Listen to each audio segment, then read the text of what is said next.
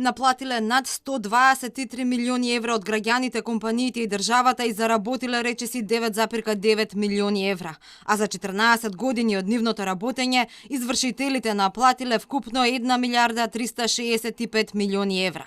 Извештајот за работата во 2019 година, годината во која за прв пат ги затворија канцелариите и протестираа, покажува дека не се остварија нивните стравувања дека драстично ќе падне наплатата и приходите. Тие не се многу поразлични од предходните години. Сепак, за извршителите 2019 година не била така добра.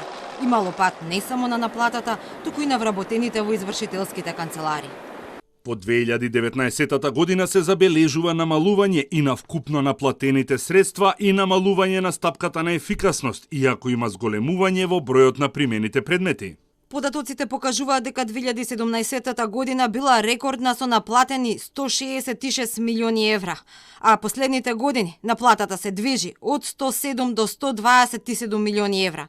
Варира и заработувачката од околу 10 до 11 милиони евра.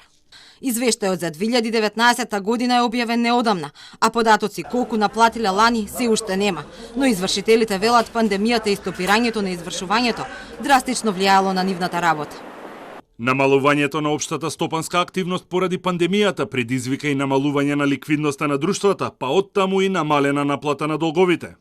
Предпоставуваме дека трендот кој се забележува од 2017 година ќе продолжи, односно падот во наплатата и во ефикасноста повторно ќе биде евидентен. Во 2019 година најмногу пари биле наплатени од должници компании, речиси 68 милиони евра.